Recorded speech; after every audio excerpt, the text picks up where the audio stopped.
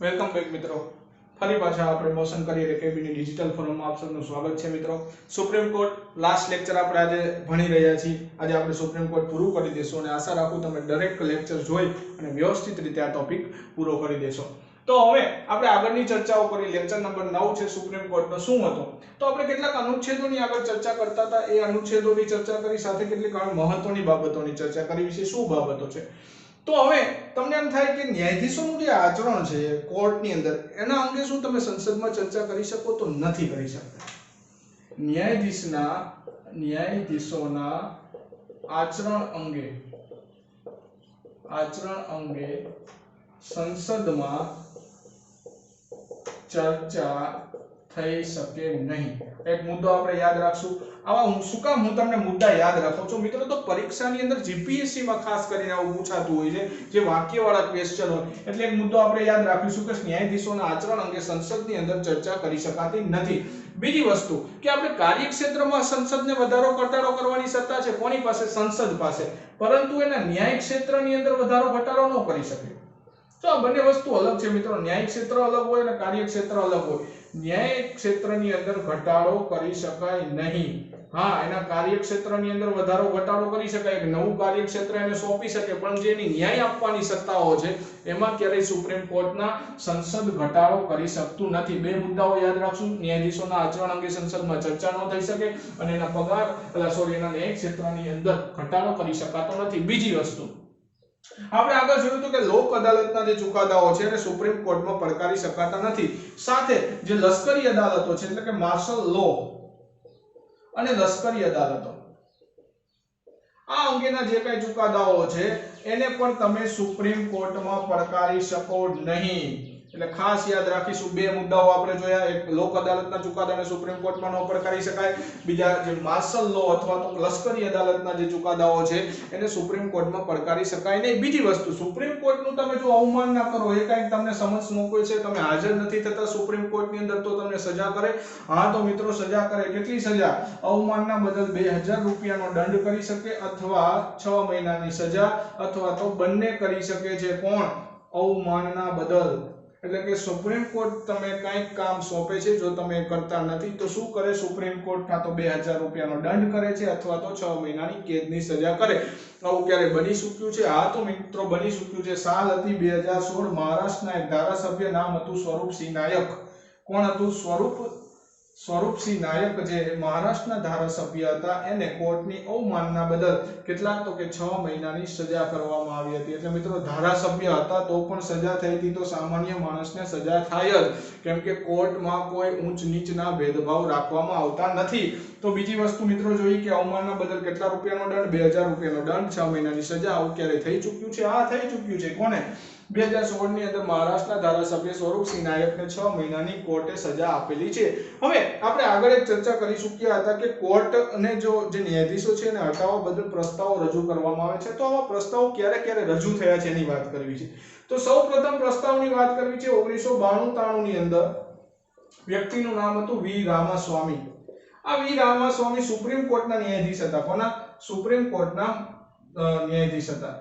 હવે આ સુપ્રીમ કોર્ટના જે ન્યાયાધીશ હતા વી રામાસ્વામી વિરુદ્ધ, એમના વિરુદ્ધ એક પ્રસ્તાવ લાવવામાં આવેલો, પરંતુ શાસક પક્ષ દ્વારા એ પ્રસ્તાવ પાછો ખેંચાયો. એટલે આમના વિરુદ્ધ કોઈ કાર્યવાહી થઈ નથી. અત્યાર સુધીમાં ક્યારેય આવા પ્રસ્તાવ હેઠળ કોઈને રિટાયર કરવામાં આવ્યા છે? તો કે ના મિત્રો, કોઈને હટાવવામાં આવ્યા નથી. પ્રસ્તાવ પાછો ખેંચાયો જેના દ્વારા લવાયો હતો. એટલે સૌપ્રથમ તમને પ્રસ્તાવ પૂછાય કે પદ ઉપરથી હટાવવાનો પ્રસ્તાવ સૌપ્રથમ કોના વિરુદ્ધ લાવવામાં આવ્યો? તો કે વી રામાસ્વામી વિરુદ્ધ. ત્યારબાદ કોઈ હાઈકોર્ટમાં કોઈ જજ વિરુદ્ધ પ્રસ્તાવ લાવવામાં આવ્યો છે? તો આ મિત્રો લાવવામાં આવ્યો છે 2009-10 ની અંદર. કોણ હતા? તો કે કોલકાતા હાઈકોર્ટ. ક્યાં મિત્રો? કોલકાતા હાઈકોર્ટના જે ન્યાયાધીશ હતા એમનું નામ હતું સૌમિત્ર સેન. કોના વિરુદ્ધ લાવવામાં આવ્યો હતો? સૌમિત્ર સેન વિરુદ્ધ લાવવામાં આવ્યો હતો. પરંતુ આ પ્રસ્તાવ રજૂ થાય એ પહેલા જ આમને શું કરી દીધું? રાજીનામું આપી દીધું. એટલે કે આ પ્રસ્તાવ હેઠળ આમને દૂર કરવામાં આવ્યા એમ ના કહી શકાય, પરંતુ એમણે સ્વૈચ્છિક રાજીનામું આપી દીધું.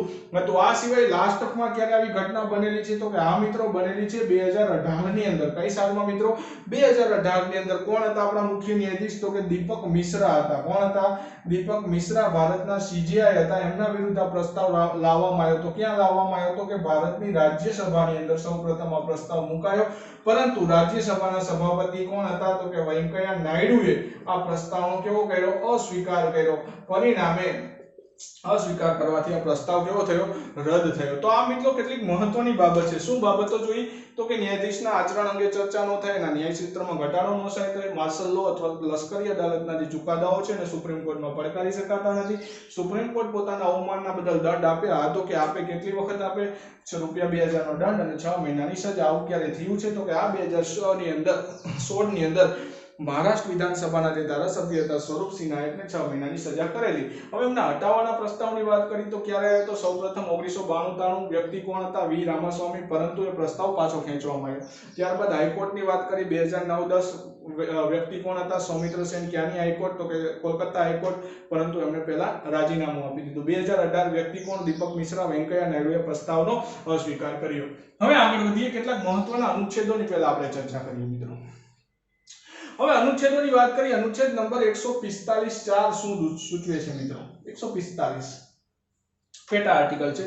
હવે કોર્ટની અંદર એટલે કે સુપ્રીમ કોર્ટના જે કંઈ ચુકાદાઓ છે, આ ચુકાદાઓને શું તમે બંધ બારણે સંભળાવી શકો તો કે ના. સુપ્રીમ કોર્ટના કોઈ પણ ચુકાદાને બંધ બારણે એટલે કે બંધ પરિસરની અંદર આપી શકાતા નથી. કોઈ પણ વિવાદ હોય એને ખુલ્લા પરિસરની અંદર જ એનો ચુકાદો આપવામાં આવે. ચુકાદો કેવા? બધાની હાજરીમાં અને ખુલ્લા પરિસરમાં ચુકાદા આપવામાં આવે છે.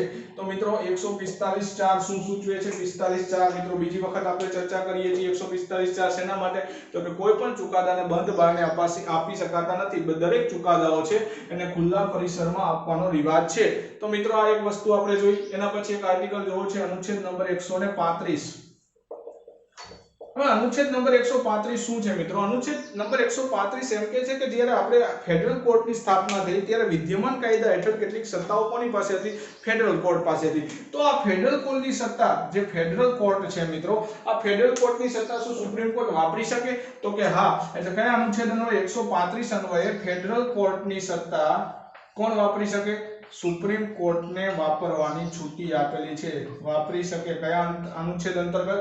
તો અનુચ્છેદ નંબર 135 અન્વયે સુપ્રીમ કોર્ટની સત્તા, જે ફેડરલ કોર્ટની સત્તા છે એને કોણ વાપરી શકે છે? સુપ્રીમ કોર્ટ વાપરી શકે. વિદ્યમાન કાયદા હેઠળ ફેડરલ કોર્ટની જે કઈ સત્તાઓ છે એ બધી સત્તાઓ સુપ્રીમ કોર્ટ વાપરી શકે. અનુચ્છેદ નંબર 135.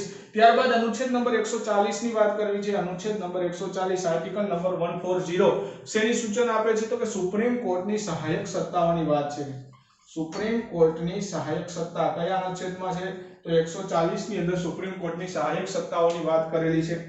એના વિશે આપણે ડિટેલમાં, આ બંને આર્ટિકલ એટલા મહત્વના નથી પણ મિત્રો ખાલી યાદ રાખવા જરૂરી છે. કદાચ પરીક્ષામાં પૂછે કે સુપ્રીમ કોર્ટની સહાયક સત્તા કયા આર્ટિકલમાં છે, તો આપણે ક્વેશ્ચન બહાર ના જાય એટલા માટે આપણે આર્ટિકલ યાદ રાખીશું. 140 પૂરા 140 અને ત્યારબાદ 135 માં આપણે યાદ રાખશું ફેડરલ કોર્ટની જે સહાયક સત્તાઓ છે એ બધી સત્તાઓ કોણ વાપરી શકે? સુપ્રીમ કોર્ટ વાપરી શકે. આ સિવાય તમને એવો ક્વેશ્ચન પૂછે કે સુપ્રીમ કોર્ટની ભાષા કઈ છે મિત્રો? તો સુપ્રીમ કોર્ટની અંદર દરેક જે વપરાતી ભાષા છે અંગ્રેજી છે. એટલે કે સુનાવણી પણ અંગ્રેજીમાં થાય, દલીલ પર તમારે કઈ રીતે કરવી પડે? અંગ્રેજીની અંદર કરવી પડે. તો સુપ્રીમ કોર્ટની ભાષા કઈ છે મિત્રો? અંગ્રેજી નક્કી કરવામાં આવી છે. ત્યારબાદ તમે PIL નું નામ સાંભળેલું છે, પબ્લિક ઇન્ટરેસ્ટ લિટિગેશન, જેનું આખું નામ થાય છે. આ PIL વિશે આપણે હાઈકોર્ટની અંદર ચર્ચા કરીશું. તો આ PIL છે મિત્રો, આ PIL ક્યાં દાખલ કરી શકાય? તો હાઈકોર્ટમાં કરી શકો અને બીજું સુપ્રીમ કોર્ટમાં તમે PIL દાખલ કરી શકો. બાકી કોઈ પણ અધીનસ્થ ન્યાયાલયની અંદર PIL દાખલ કરી શકાતી નથી. ત્યારબાદ આપણે એક કારોબારી ભણીશું ત્યારે લાભના પદની વાત કરીશું મિત્રો. લાભનું પદ આ નક્કી કરવાની સત્તા રાષ્ટ્રપતિ અને રાજ્યપાલ પાસે છે, પરંતુ આ લાભના પદની વ્યાખ્યા કોને આપેલી છે?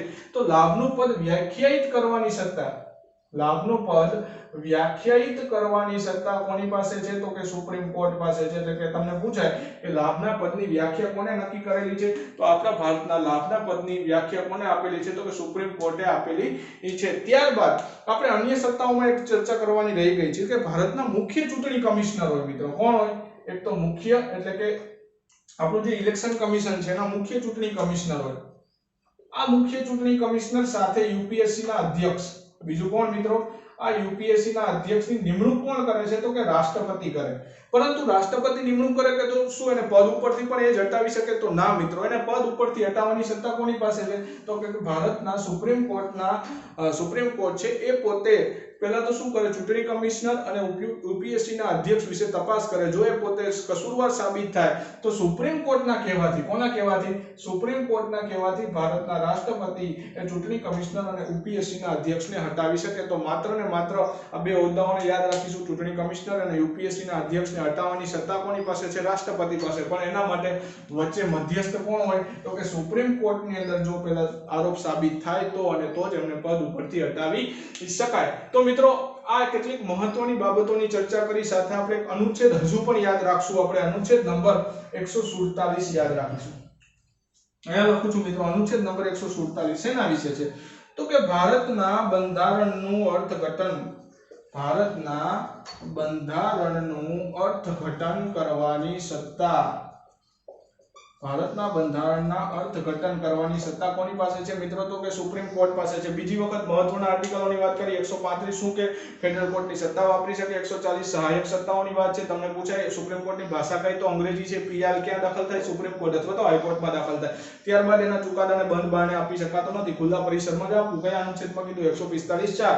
ત્યારબાદ 147 માં શું પૂછાય પરીક્ષામાં, ભારતના બંધારણનું અર્થઘટન કરવાની સત્તા સુપ્રીમ કોર્ટ પાસે છે. અનુચ્છેદ નંબર કેટલામો છે, 147. ત્યારબાદ લાભનું પદ વ્યાખ્યાયિત કરવાની સત્તા કોની પાસે છે, તો કે સુપ્રીમ કોર્ટ પાસે છે. ત્યારબાદ સુપ્રીમ કોર્ટના જ કહેવાથી રાષ્ટ્રપતિએ સુપ્રીમ કોર્ટના કહેવાથી ચૂંટણી કમિશનર અને યુપીએસસીના અધ્યક્ષને પદ ઉપરથી હટાવી શકે. તો કેટલીક મહત્વની બાબતો અહીં જોઈએ છીએ મિત્રો. આ ખાસ પરીક્ષામાં જીપીએસસી ના દ્રષ્ટિએ બહુ ઉપયોગી છે. તો આશા રાખું તમે એકવાર લખી લેશો મિત્રો આ, અને ત્યારબાદ આપણે આગળની સ્લાઇડની અંદર થોડા આગળ વધીએ. ત્યાં સુધી તમે લખી લ્યો મિત્રો.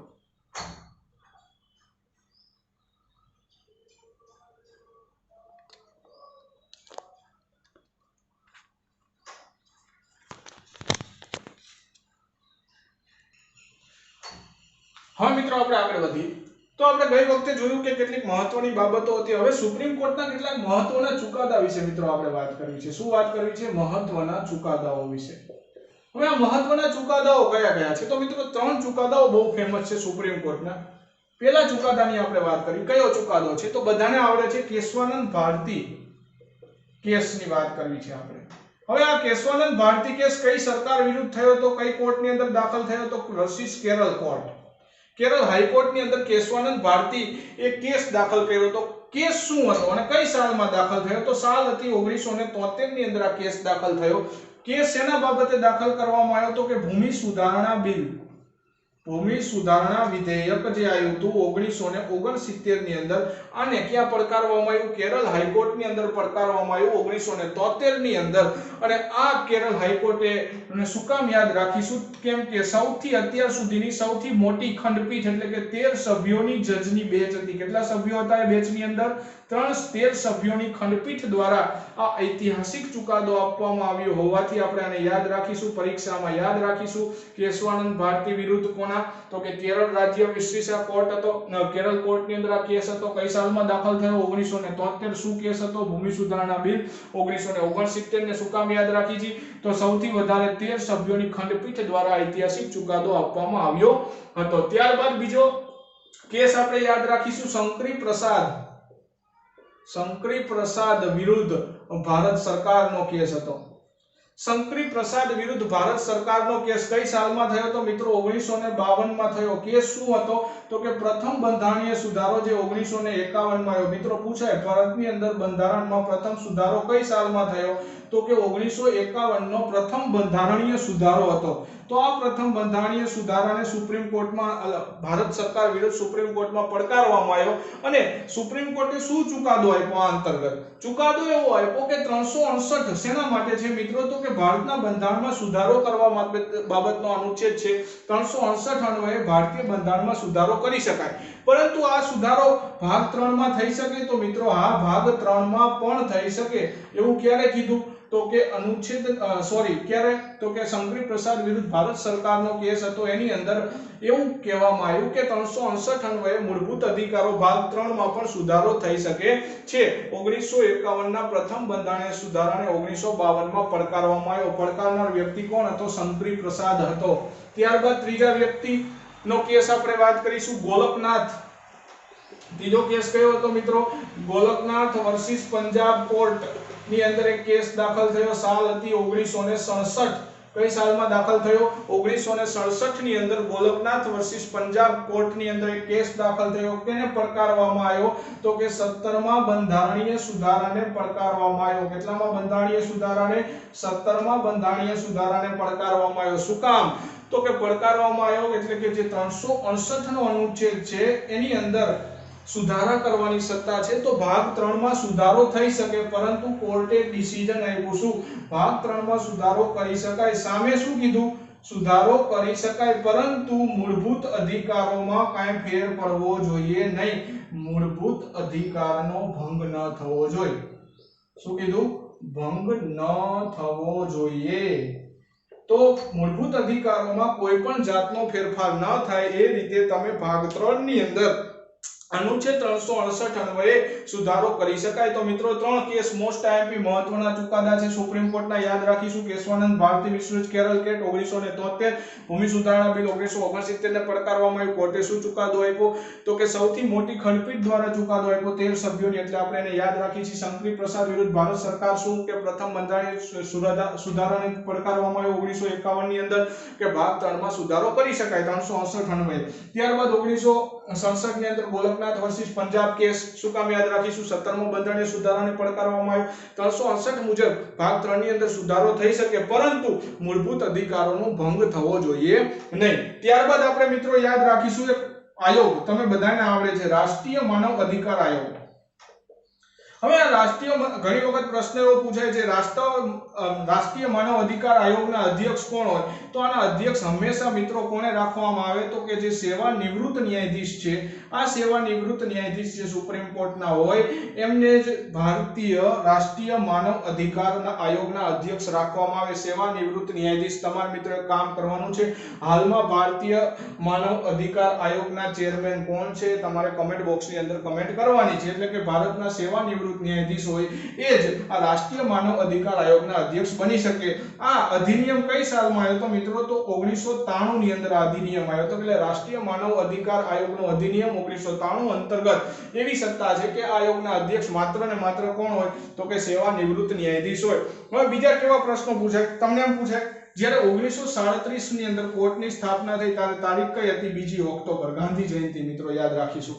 અત્યારે ગાંધી જયંતિ 2 ઓક્ટોબર 1937 ની અંદર જે ફેડરલ કોર્ટની સ્થાપના થઈ, આ ફેડરલ કોર્ટના પ્રથમ ન્યાયાધીશ કોણ હતા? તો પ્રથમ મુખ્ય ન્યાયાધીશ હતા મોરિસ ગેવિયર હતા. કોણ હતા મિત્રો? મોરિસ ગેવિયર. ખાસ નામ યાદ રાખીશું. 1937 ની અંદર ફેડરલ કોર્ટના પ્રથમ મુખ્ય ન્યાયાધીશ કોણ હતા? મોરિસ ગેવિયર. પછી તમને પૂછાય હાલમાં કોણ છે? તો હાલમાં અત્યારે 47મો મુખ્ય ન્યાયાધીશ છે અત્યારે CJI, જેનું નામ છે શરદ અરવિંદ બોબડે. શરદ અરવિંદ બોબડે ભારતની સુપ્રીમ કોર્ટના મુખ્ય ન્યાયાધીશ છે. તો તમને પૂછાય પ્રથમ કોણ હતા? તો પ્રથમ હતા હરિલાલ કાણિયા. આ પ્રથમ મુખ્ય ન્યાયાધીશ હતા. આ હરિલાલ કાણિયા અને એમના દીકરા મધુકર કાણિયા બંને રહેલા છે સુપ્રીમ કોર્ટના મુખ્ય ન્યાયાધીશ તરીકે. ત્યારબાદ તમને એમ પૂછાય સૌથી લાંબો સમય તરીકે સુપ્રીમ કોર્ટના ન્યાયાધીશ રહેનાર કોણ હતા? તો વી ચંદ્રચૂડ એ સૌથી લાંબો સમય સુધી સુપ્રીમ કોર્ટના મુખ્ય ન્યાયાધીશ રહેવાનો રેકોર્ડ ધરાવે છે. ત્યારબાદ પ્રથમ મહિલા પૂછાય. પ્રથમ મહિલા સુપ્રીમ કોર્ટના ન્યાયાધીશ કોણ હતા? તો કે ફાતિમા બીબી એ ભારતના પ્રથમ મુખ્ય ન્યાયાધીશ બનેલા છે સુપ્રીમ કોર્ટના. તો મિત્રો આટલી મહત્વની બાબતો યાદ રાખીશું. પ્રથમ કોણ હતા? હરિલાલ કાણિયા. 47 માં અત્યારે કોણ છે? શરદ અરવિંદ બોબડે. લાંબો સમય કોણ રહ્યા? ચંદ્રચૂડ રહ્યા. અને પ્રથમ મહિલા કોણ હતા? ફાતિમા બીબી. આ સિવાય ફેડરલ કોર્ટની સ્થાપના 2 ઓક્ટોબર 1937. ખાસ નામ યાદ રાખીશું, મોરિસ ગેવિયર. હવે મિત્રો અહીંયા આપણે ભાગ 5 ની અંદર એક અધ્યાય પૂરો થયો આખો સુપ્રીમ કોર્ટ. આશા રાખીએ મિત્રો આની અંદરથી ઘણી બધી તમે મહત્વની બાબતો શીખી હશે, ઘણી બધી ન જાણવાની બાબતો પણ જાણી હશે, અને કંઈક બાબતો અમારાથી રહી ચૂકી હોય તો તમારી રીતે અમને પર્સનલ મેસેજ પણ કરી શકો છો. કાંઈ પણ ભૂલ હોય લેક્ચરની અંદર એ પણ અમને જણાવી શકો છો. કાંઈક વધારો કરવાની જરૂર છે, કાંઈક સુધારો કરવાની જરૂર છે, એ પણ તમે અમને કહી શકો છો. તો મિત્રો આશા રાખું તમને આ માહિતી ખૂબ જ ઉપયોગી નીવડે પરીક્ષાની અંદર. અહીંયા આપણું સુપ્રીમ કોર્ટનું ચેપ્ટર આપણે પૂરું કરીએ છીએ મિત્રો. જય હિન્દ, જય ભારત.